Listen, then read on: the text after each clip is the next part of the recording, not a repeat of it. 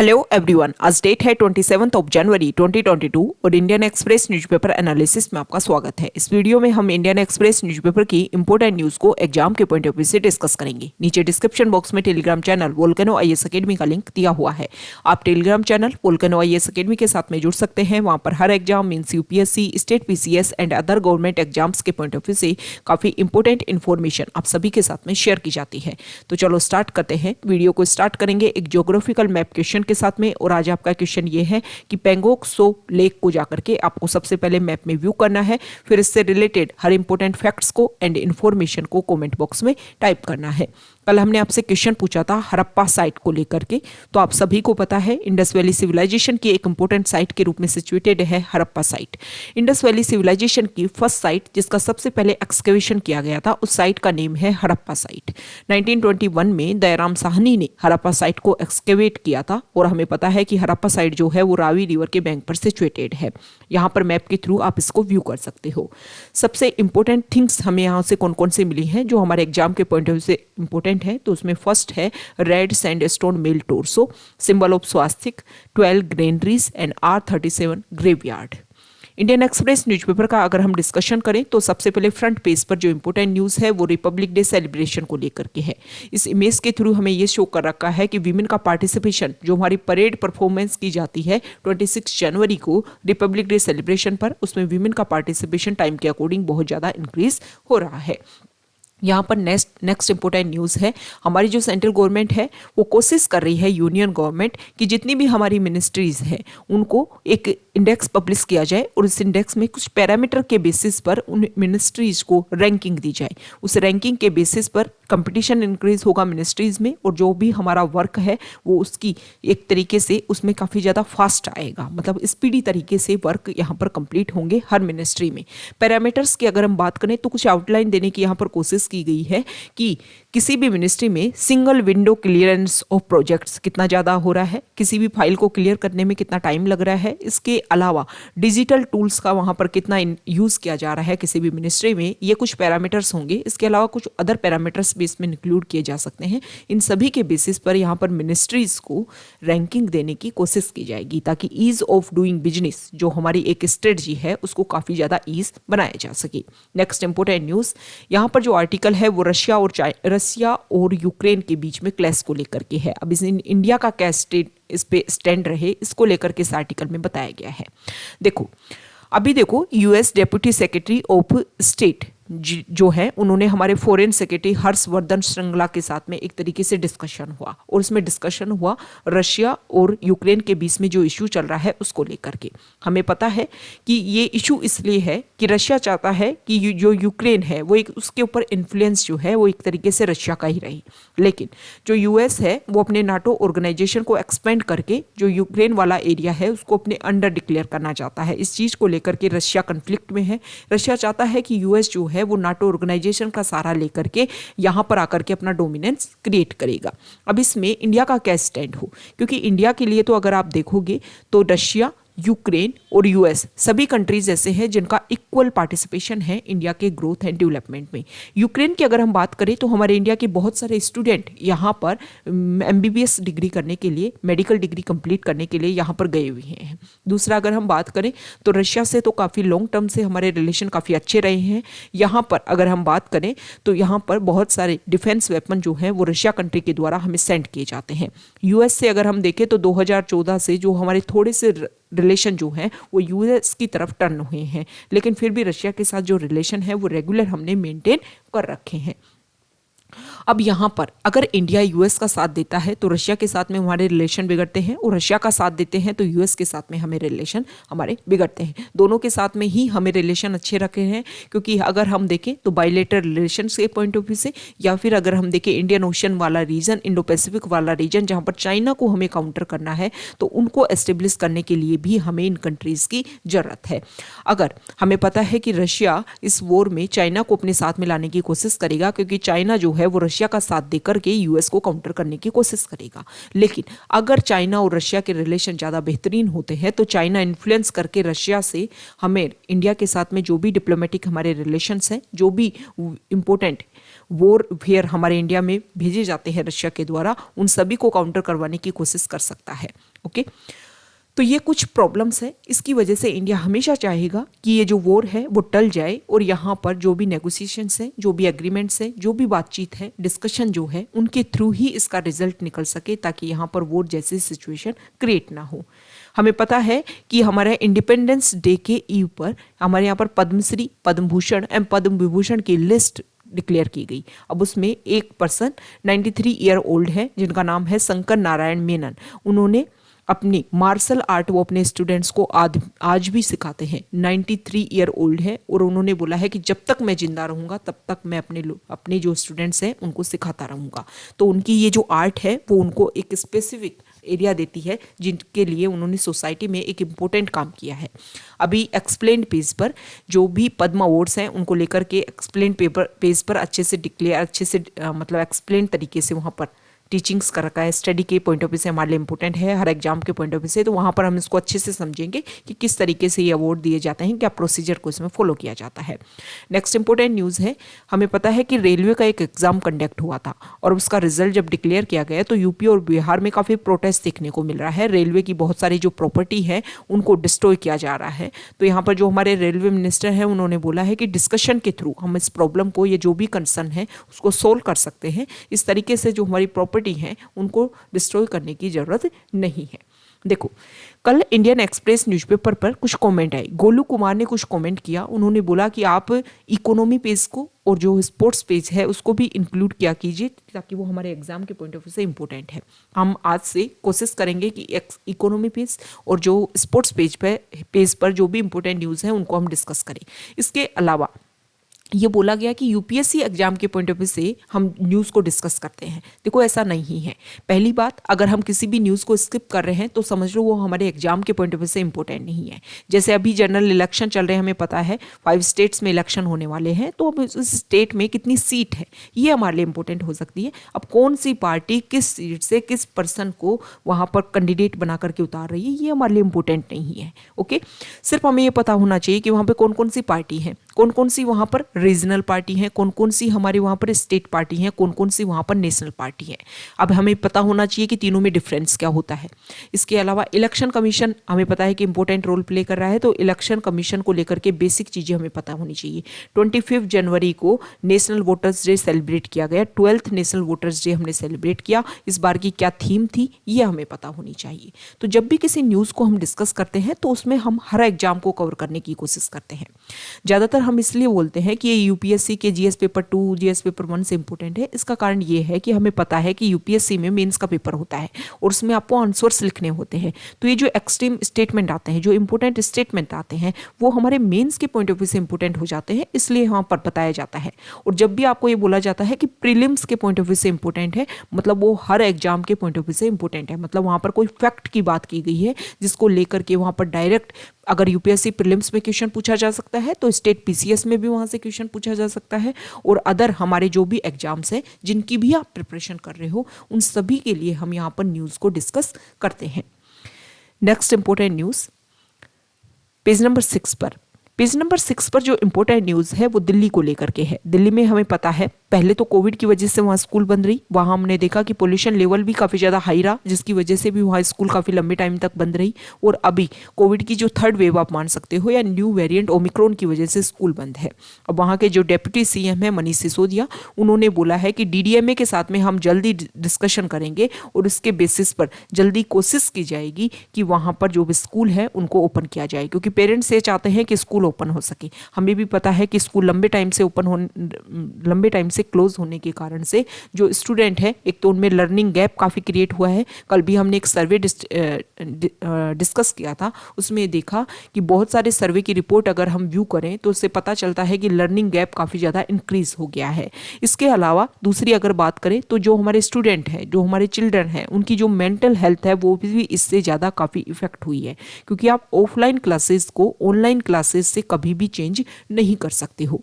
Next important news यहाँ पर जो आर्टिकल है, देखो दिल्ली के प्रेजेंट टाइम में दिल्ली पुलिस कमिश्नर जो है वो राकेश अस्थाना काफी ज्यादा न्यूज में रहे थे। हमें पता है इंटर कैडर सर्विस जो है उसके बेसिस पर इनको, ये गुजरात कैडर से बिलोंग करते थे और उनको दिल्ली का आकर के आपने दिल्ली पुलिस कमिश्नर बना दिया, तो इसको लेकर के काफी ज्यादा न्यूज में रहे थे। तो आपको पता होना चाहिए कि वहां का दिल्ली पुलिस कमिश्नर राकेश अस्थाना, उन्होंने कुछ नए चेंजेस किए हैं रिपब्लिक डे सेलिब्रेशन पर कि दिल्ली में अगर आपके घर में चोरी हो जाती है या फिर कुछ अदर तरीके के केसेस आपको देखते हैं तो आपको एक नया इनिशिएटिव लॉन्च किया गया है EFIR, मतलब आप ऑनलाइन बैठ करके घर से FIR रजिस्टर करवा सकते हो। इससे पहले 2015 में ये फॉर्मेट को लॉन्च किया गया था, जब यहाँ के दिल्ली पुलिस कमिश्नर थे BS बस्सी, उन्होंने ये बोला था कि देखो अगर आपके आपका व्हीकल जो है वो चोरी हो जाता है तो आप उसकी FIR जो है वो ऑनलाइन रजिस्टर करवा सकते हो। तो यहाँ से शुरुआत हुई थी 2015 में, अब इसमें कुछ अदर प्रोविजन जोड़ करके इसको इंक्रीज करने की कोशिश की जा रही है।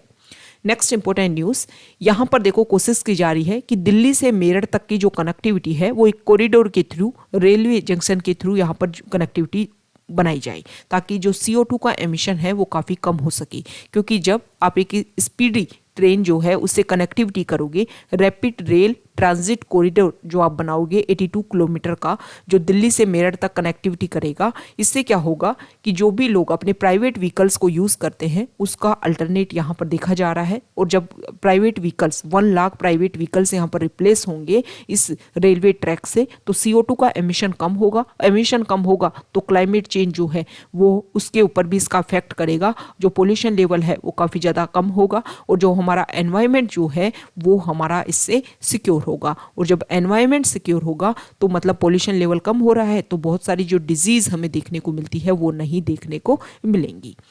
नेक्स्ट इंपॉर्टेंट न्यूज़ यहाँ देखिए, ये जो आर्टिकल है वो कल रिपब्लिक डे सेलिब्रेशन के बारे में यहाँ पर बताया गया है। सबसे पहले तो यहाँ पर बताया गया है कि हमारे इस बार रिपब्लिक डे सेलिब्रेशन पर जो टैब्लू हैं वो 24 टैब्लू प्रदर्शित हुए, परफॉर्म किए गए, जिसमें से 12 जो है वो स्टेट और UT को परफॉर्म कर रहे थे, 9 जो है वो हमारे यहाँ पर अदर मिनिस्ट्रीज को परफॉर्म कर रहे थे और 3 जो है वो हमारी जो भी आर्मी है, जो भी हमारी डिफेंस है, उनको उन्होंने परफॉर्म किया, जिसमें आर्म्ड फोर्सेस थी, DRDO थे, इनको परफॉर्म किया गया 3 टैब्लू के थ्रू। अब यहाँ पर बताया गया है कि किस स्टेट ने किसको रिप्रेजेंट किया। सबसे शुरुआत होती है मेघालय स्टेट से। मेघालय स्टेट में जो वीमेन ने जो cooperative society self help group वहाँ पर बनाए थे उनके बारे में यहाँ पर बताया गया है कि वहाँ के वीमेन ने बेम्बू का यूज़ करते हुए, हैंडीक्राफ्ट टेक्निक का यूज़ करते हुए किस तरीके से वहाँ पर डेवलपमेंट किया। इसके अलावा जो मेघालय स्टेट है उसको 50 ईयर्स कंप्लीट हो गए हैं राज्य का दर्जा प्राप्त किए हुए, इसलिए भी इंपॉर्टेंट हो गया था उनका टैब्लू। कर्नाटका में यहाँ पर जो है वो ट्रेडिशनल जो हैंडीक्राफ्ट है उसको हाईलाइट किया गया था।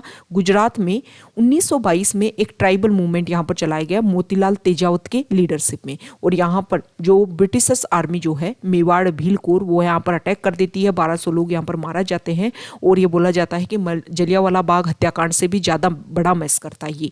ओके, तो इसको यहाँ पर शो किया गया था। 100 ईयर्स कंप्लीट हो गए तो हमारे इंपॉर्टेंट हो जाता है। पंजाब का रोल फ्रीडम स्ट्रगल में क्या रहा उसको यहाँ पर शो किया गया। गोवा ने अपनी नेचुरल हेरिटेज को दिखाया, महाराष्ट्र ने जो भी बायोडाइवर्सिटी है उसको शो किया। उत्तराखंड की अगर हम बात करें तो वहाँ पर उस स्टेट में क्या क्या डेवलपमेंट हुआ है उसको यहाँ पर शो करने की कोशिश की गई।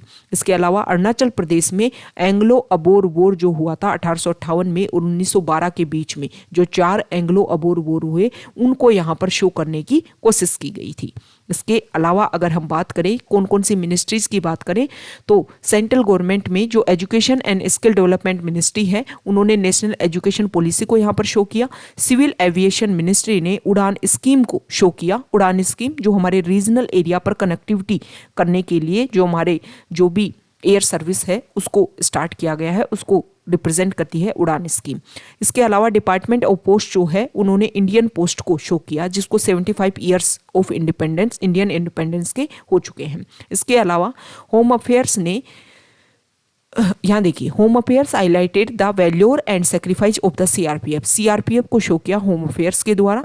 CPWD ने जो नेताजी सुभाष चंद्र बोस की बर्थ एनिवर्सरी को 125 ईयर्स कंप्लीट हो गए उसको शो किया गया। इसके अलावा अगर हम बात करें डिपार्टमेंट ऑफ जस्टिस ने हाईलाइट किया लोक अदालत के बारे में एंड इंक्लूसिव लीगल सिस्टम के बारे में।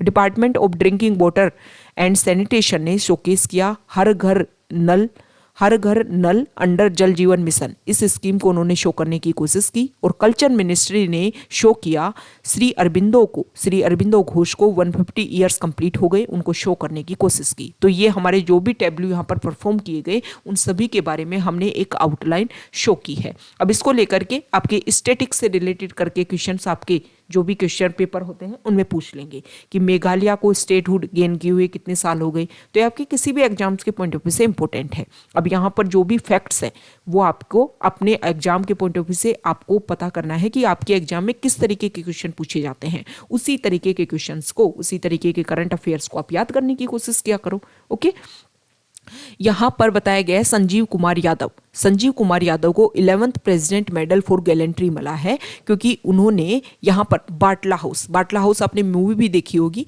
जो जॉन अब्राहम की मूवी है। जो जॉन अब्राहम ने जो रोल प्ले किया है वो संजीव कुमार यादव का है। उन्होंने एक टेरर ग्रुप जो इंडियन मुजाहिदीन से रिलेटेड कुछ लोग थे उनको यहाँ पर काउंटर किया था जब वो Delhi police deputy commissioner of police थे, मतलब स्पेशल सेल के वो डेप्यूटी कमिश्नर थे। उस टाइम उन्होंने यहाँ पर कुछ टेररिस्ट ग्रुप को काउंटर करने की कोशिश की थी, इसीलिए उनको ये अवार्ड दिया गया है। हमारे जो प्रेसिडेंट हैं उन प्रेसिडेंट के बॉडीगार्ड में एक हॉर्स है, उस हॉर्स का नाम है विराट। इसको 2003 में जो प्रेसिडेंट बॉडीगार्ड्स हैं उसमें इंक्लूड किया गया था और अब उनको रिटायर किया गया है। तो ये जो हॉर्स का नेम है वो काफी ज्यादा न्यूज में रहा है, आपको ध्यान में रखना है। ओके, नेक्स्ट इंपोर्टेंट न्यूज यहां देखिए, एक सेकेंड। हाँ देखो, यहाँ पर एक एक्सरसाइज कंडक्ट करवाई गई है पश्चिम लहर वेस्टर्न वेव के नाम से।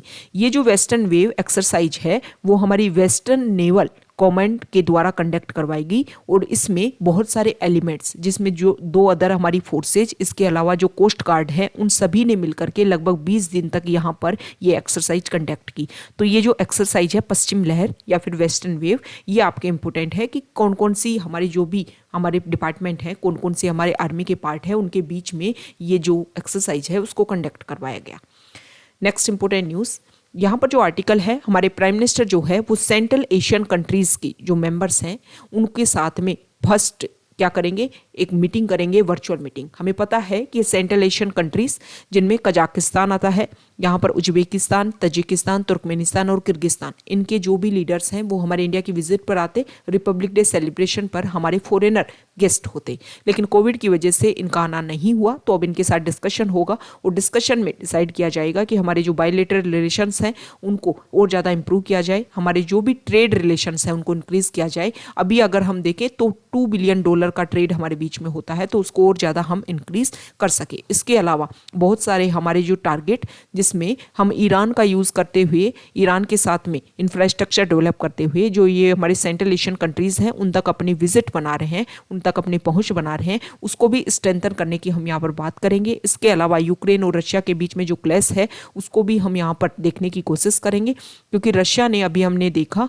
जो कजाकिस्तान वाला एरिया है वहाँ पर कुछ इश्यू देखने को मिला वहाँ पर, तो उन्होंने अपनी तरफ से कोशिश की कि वहाँ पर जो भी प्रॉब्लम है, जो भी वहाँ पर एक तरीके से वायलेंस क्रिएट हुआ, उसको काउंटर करने की कोशिश की। तो ये जो सेंट्रल एशियन कंट्रीज़ है वो रशिया को ज़्यादा सपोर्ट करते हुए दिखेंगे। यहाँ पर जो आर्टिकल है वो केरला में अभी लोकायुक्त को लेकर के कुछ उन्होंने नए ऑर्डिनेंस पास करवाने की कोशिश की है। अब आप बोलोगे कि आपके एग्जाम के पॉइंट ऑफ व्यू से इसमें क्या इंपॉर्टेंट है, तो आपको पता होना चाहिए कि जो गवर्नर की पावर जो है ऑर्डिनेंस पास करवाने की, वो कौन से आर्टिकल के अंडर आती है, ये आपको पता होना चाहिए। ओके, तो जब भी आप किसी न्यूज़ को डिस्कस करो, अभी हमने यहाँ पर जो न्यूज़ डिस्कस की, इसमें जो सेंट्रल एशियन कंट्रीज है इनके नेम आपके लिए इंपॉर्टेंट हो जाते हैं। ये कंट्री जो है इनकी कैपिटल आपके लिए इंपॉर्टेंट हो जाती है। यहाँ पर कौन कौन से माउंटेन्स हैं, कौन कौन सी रिवर हैं, कौन कौन सी लेक हैं, ये सब कुछ ये मैप के बेसिस पर आपके लिए इंपॉर्टेंट हो जाते हैं। तो जब भी किसी न्यूज़ को हम डिस्कस करते हैं, हर एग्जाम के पॉइंट ऑफ व्यू से हम उसको कवर करने की कोशिश करते हैं।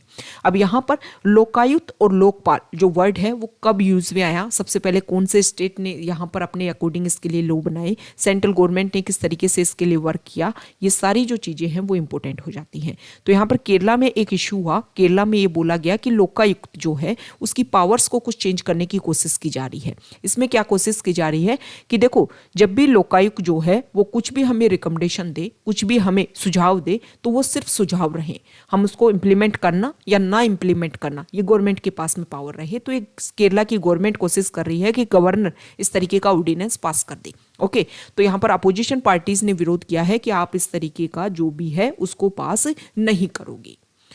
नेक्स्ट इंपोर्टेंट न्यूज यहाँ देखिए, एडिटोरियल पेज पर है। यहाँ पर जो आर्टिकल है, जो राइटर है उनका ये बोलना है कि यूरोपियन कंट्रीज का जो ट्रांजिशन है रिन्यूएबल एनर्जी की तरफ, वो एक तरीके से अभी उसमें टाइम लगेगा। टाइम लगने का कारण ये है, इसमें राइटर का ये बोलना है कि देखो ग्रीन एनर्जी की तरफ हम जब तक एक तरीके से कंप्लीटली उसके ऊपर डिपेंड तब तक नहीं हो सकते जब तक जो है कि उसके जो रिसोर्सेज हैं वो इतने रेगुलर हो जाएं कि हमें कोई भी प्रॉब्लम ना हो। अभी यहाँ प्रेजेंट टाइम में हमने देखा कि यूरोपियन कंट्रीज़ में जो भी यहाँ पर नेचुरल गैस है उसके प्राइसेस काफ़ी ज़्यादा बढ़ रहे हैं। बढ़ने का कारण एक तो हम मान सकते हैं कि ये जो रशिया और यूक्रेन के बीच में जो कन्फ्लिक्ट देखने को मिल रहा है उसकी वजह से भी यहाँ पर इशू क्रिएट हो रहा है। अब इस आर्टिकल में ये बताया गया है कि अगर नेचुरल गैस के प्राइस बढ़ रहे हैं तो उसकी वजह से यूरिया के प्राइस बढ़ेंगे। यूरिया जो है, natural gas is use to produce urea. Urea को प्रोड्यूस करने में नेचुरल गैस का यूज किया जाता है। नेचुरल गैस जब किसी भी प्रोडक्ट को बनाने में इनपुट ज़्यादा लगता है तो आउटपुट जो निकलेगा उसके प्राइस भी हाइक होकर के मिलेंगे। तो यही कारण है। और जब यूरिया के प्राइस इंक्रीज होंगे मतलब फर्टिलाइजर्स के प्राइस इंक्रीज होंगे, फर्टिलाइजर्स के प्राइस जब इंक्रीज होंगे तो मतलब फूड प्राइजेस जो हैं वो इंक्रीज होंगे। इसकी वजह से जो बहुत सारी कंट्रीज, बहुत सारे हमारे सोसाइटी के ऐसे पार्ट जो कोविड की वजह से जॉब में, एक तो उनकी जॉब में डिक्रीज होने को मिला, ना ही बहुत सारे लोगों ने अपनी जॉब खो दी। तो अगर फूड प्राइस बढ़ेंगे तो बहुत सारी प्रॉब्लम क्रिएट होगी। यहाँ पर ये बताया गया 2007-8 की बात कि जब ऑयल प्राइसेस बढ़े थे तो उसकी वजह से यूएस और यूरोप में क्या किया गया था, बायोफ्यूल्स बना लिए गए थे। बायोफ्यूल्स में क्या किया गया था कि जो भी हमारे यहाँ पर क्रॉप हो रही है उसका यूज़ किया गया इथेनॉल बनाने के लिए, और जो फूड प्रोडक्शन है वो कम हो पाया, जिसकी वजह से टाइम के साथ साथ में फूड प्राइसेस बहुत ज़्यादा बढ़ गए। और उसका कन्फ्लिक्ट हमें ये देखने को मिला कि 2011 में इतने फूड प्राइसेस बढ़ गए कि लीबिया और सीरिया में रेगुलर वहाँ पर इफेक्ट्स देखने को मिले। जो अरब पेनिनसुला है वो इसमें जो भी पॉलिटिकल अनरेस्ट वहाँ पर हुआ उसके कारण एक माना जाता है कि जो फूड प्राइसेस इंक्रीज हुई। तो यहाँ पर ये बोला गया है कि ग्रीन जो एनर्जी है उसकी तरफ हमें पुश करना चाहिए, हमें वो जो प्रोडक्ट है उनको तैयार करना चाहिए और उनकी तरफ जो ट्रांजिशन है उनको इंक्रीज करना चाहिए। क्योंकि अगर इसी तरीके से जो भी हमारे सोर्सेज हैं उनके प्राइजेस अगर हमें बढ़ते रहे और जब तक हमें कोई एक फिक्स ऐसा अल्टरनेट डेवलप नहीं करेंगे तो इसकी वजह से बहुत सारी जो हमारा पार्ट है जो पूरे ग्लोबली लेवल पर बहुत ज़्यादा इफेक्ट यहाँ पर होगा। Next important news world page पर, यहाँ पर एक्सपर्ट्स ने ये बोला है कि अगर वैक्सीनेशन में गैप हमें देखने को मिला कि किसी कंट्री में कंप्लीट वैक्सीनेशन, कहीं पर वैक्सीनेशन 2% से 5% से 10% तक ही है, तो ये जो गैप है इसकी वजह से जो कोविड के डेंजरस वेरिएंट देखने को मिल सकते हैं। यहाँ पर आर्टिकल है वही यूक्रेन और रशिया को लेकर के कि यूएस जो है वो काउंटर करने की कोशिश कर रहा है कि हम आपके ऊपर रिस्ट्रिक्शन लगाएंगे, देखो अगर आप ऐसा नहीं करोगे तो, और ये आपने अगर अटैक किया तो ये सारी चीज़ें यहाँ पर देखने को मिल रही है। ये यूएस सुप्रीम कोर्ट को लेकर के ये न्यूज़ है। यहाँ पर जस्टिस स्टेफन ब्रेयर जो है वो यहाँ पर रिटायर हो जाएंगे, तो उन्होंने बाइडेन को बोला है कि आप कोई लिबरल जज जो है वो यूएस सुप्रीम कोर्ट के लिए अपॉइंट कीजिए। यूएस सुप्रीम कोर्ट की अगर बात हुई है तो हम बात कर लेते हैं पाकिस्तान के सुप्रीम कोर्ट की। अभी वहाँ की पहली महिला जज वहाँ पर बनी है आयशा मलिक वहाँ के सुप्रीम कोर्ट में, तो ये नेम जो है वो आपके लिए इंपॉर्टेंट हो जाता है। नेक्स्ट इंपॉर्टेंट न्यूज़ है एक्सप्लेन पेज पर। यहाँ पर जो आर्टिकल है वो पद्म अवार्ड्स को लेकर के है। अब इस आर्टिकल में ये बताया गया है कि पद्म अवार्ड्स किस तरीके से दिए जाते हैं। न्यूज़ में क्यों है, फॉर्मर वेस्ट बंगाल के सीएम है बुद्धा साहिब भट्टाचार्य जी, उनको ये पद्म अवार्ड दिया गया था। ठीक है, गवर्नमेंट ने अनाउंस किया कि 128 पीपल को हम ये पद्म अवार्ड देंगे। इसमें उन्होंने बहुत सारे politician, businessman, scientist, doctor, artist, बहुत सारे ऑर्डिनरी पीपल जो पब्लिक सर्विस में एंगेज थे उन सभी को ये अवार्ड जो है देने की उन्होंने कोशिश की। कंट्रोवर्सी जब आई जब former West Bengal chief minister को ये अवार्ड दिया गया पद्म भूषण अवार्ड के लिए, और ऐसा बोला जाता है कि उन्होंने इसको टर्न इट डाउन कर दिया, मतलब इनको रिमूव कर दिया कि मुझे नहीं चाहिए। सेम इसी तरीके से इशू ये भी क्रिएट हुआ कि सिंगर संध्या मुखोपाध्याय की फैमिली ने ये बोला कि उनको भी बोला गया था कि हम आपको भी अवार्ड देंगे, लेकिन मना कर दिया गया था। इसकी वजह से ये जो पद्म अवार्ड है वो न्यूज़ में है। अब यहाँ पर ये बताया गया है कि किसी भी रिसिप्टेंट, किसी को भी अवार्ड दिया जा रहा है तो क्या उसकी कंसेंट ली जाती है क्या? तो मिनिस्ट्री का ये बोलना है कि हाँ, कंसेंट तो ली जाती है। अगर वो मना कर देते हैं तो भाई हम उनको क्या नहीं, अवार्ड नहीं देते। लेकिन अगर हमने लिस्ट में उनका नाम डिक्लेयर कर दिया और फिर भी अगर वो अवार्ड नहीं लेना चाहते तो मिनिस्ट्री ने बोला है कि वो हमें इस चीज़ के बारे में बता दें, हम उनका नाम रिमूव कर देंगे, हम उनको अवार्ड नहीं देंगे। अब क्वेश्चन ये है, क्या क्या पहली बार ऐसा रिफ्यूजल हुआ है? पहली बार ऐसी बार मना कर किया गया है? नहीं, ऐसा नहीं है। बहुत बार इस तरीके के इशू देखने को मिले हैं। सबसे पहली बात, मौलाना अब्दुल कलाम आज़ाद को उनको भारत रत्न देने की कोशिश की जा रही थी तो उन्होंने मना कर दिया था 1992 में। फिर बाद में उनकी डेथ के बाद में मरणोपरांत उनको ये अवार्ड दिया गया था।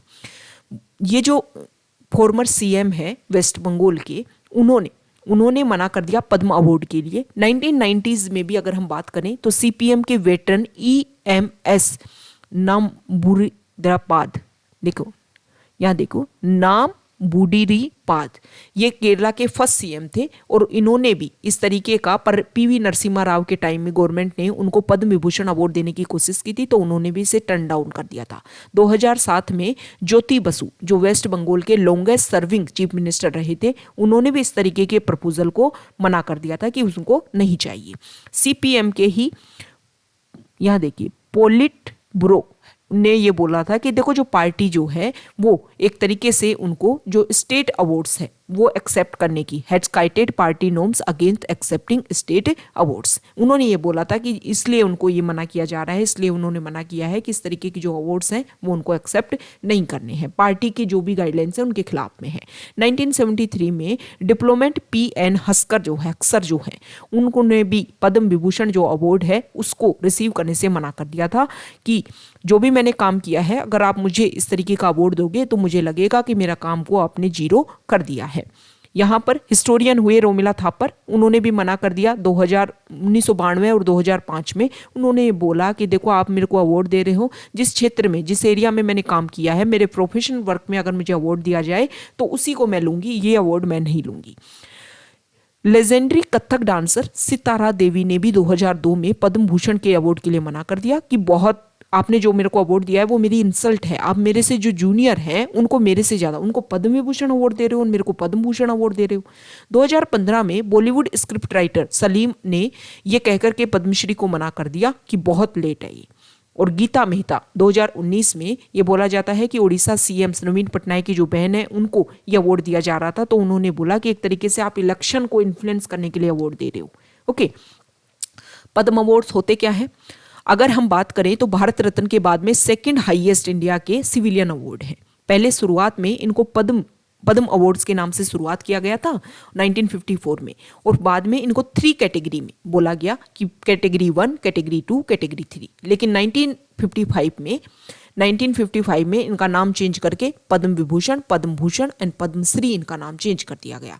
कुछ इनके टाइम में देने में कुछ कन्फ्लिक्ट भी हुए। 1978 और 1979 में ये अवार्ड नहीं दिए गए। 1993 से 1997 के बीच में भी ये अवार्ड नहीं दिए गए थे। इस अवार्ड में कोई कैश नहीं दिया जाता है, एक सर्टिफिकेट दिया जाता है जो प्रेसिडेंट के द्वारा साइन होता है। इसके अलावा एक मेडल दिया जाता है जिसको आप किसी भी गवर्नमेंट और पब्लिक जो फंक्शन है उनमें पहन सकते हो, लेकिन आप इस अवार्ड को अपने नाम के आगे प्रीफिक्स और सफिक्स की तरह नहीं लगा सकते हो।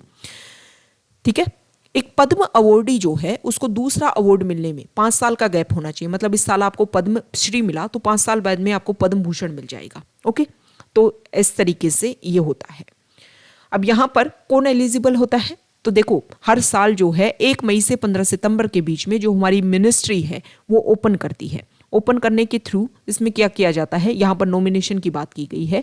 तो यहाँ पर एलिजिबल कौन है? किसी ने भी, कोई भी पर्सन ने जिन्होंने अपने ऑक्यूपेशन में all person without distinction of race, occupation, position और sex and are eligible for this award. बिना किसी डिस्क्रिमिनेशन के सभी लोग एलिजिबल हैं। ओके, यहाँ पर बात की गई है कोई गवर्नमेंट सर्वेंट जो PSU में वर्क करता है वहां पर, including those working with PSU except doctor and scientist are not eligible for this words. Doctor और साइंटिस्ट जो हैं वो इसमें एक्सेप्शन है, और जो PSU में वर्क करते हैं वो इसके लिए एलिजिबल नहीं होंगे। ओके, आपने अपने एरिया में कुछ भी यूनिक काम किया है तो आपको ये अवार्ड दिया जाएगा। नॉमिनेट कौन कर सकता है? किसी को कोई कर भी सकता है और कोई पर्सन खुद के बारे में खुद भी लिख सकता है।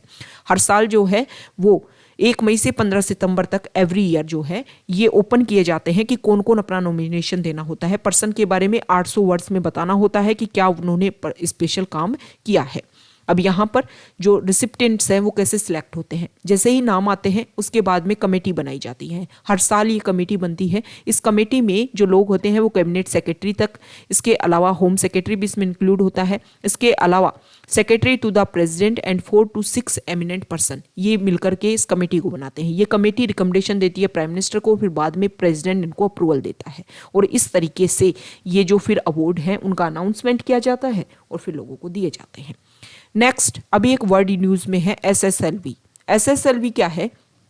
यहाँ देखिए, इसरो के नए चेयरमैन बने डॉक्टर एस सोमनाथ। तो ये वर्ड आपको ध्यान में रखना है, एस सोमनाथ नए चेयरमैन बन गए, पहले के सिवन थे।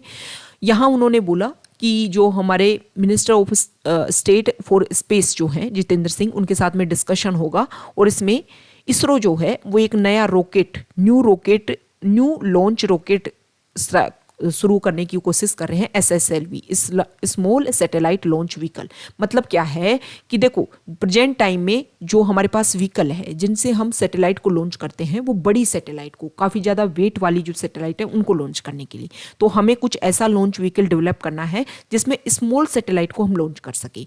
इसमें बताया गया है कि इंडिया में ही 15 से 20 ऐसे व्हीकल होने चाहिए, क्योंकि इंडिया में ही इसके प्रेजेंट टाइम में जो अगर हम लोकल लेवल पर देखें तो काफ़ी ज़्यादा डिमांड है, क्योंकि हर एरिया में आजकल हर जो बड़ी से बड़ी यूनिवर्सिटी आप देख लीजिए, इसके अलावा जो डेवलपिंग कंट्रीज हैं, प्राइवेट कॉरपोरेशन हैं, यूनिवर्सिटीज़ हैं, वो सभी स्मॉल सैटेलाइट चाहती हैं ताकि वो अपने एरिया को कवर कर सके। तो इस मार्केट का यूज़ करने के लिए हमने पहले भी देखा कि कोशिश की जा रही है कि इसरो में जो प्राइवेट इंक्लूजन है वो हो सके ताकि ज़्यादा से ज़्यादा यहाँ पर इन्वेस्टमेंट आए। इसके अलावा और भी बेहतरीन जो चीज़ें हैं वहाँ पर अवेल हो सके। तो यहाँ पर फ्यूचर सिनर्जीज की बात की गई है।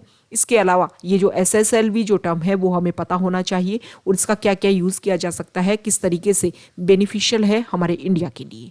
ओके, नेक्स्ट इंपॉर्टेंट न्यूज़ है, इस बार आपने देखा कि हमारी जो विंटर सीजन है वो काफ़ी लॉन्ग देखने को मिल रहा है। यहाँ पर ये बताया गया है कि साउथ वाला जो रीजन है वहाँ पर भी जो टेम्परेचर है वो काफ़ी ज़्यादा कम हुआ है।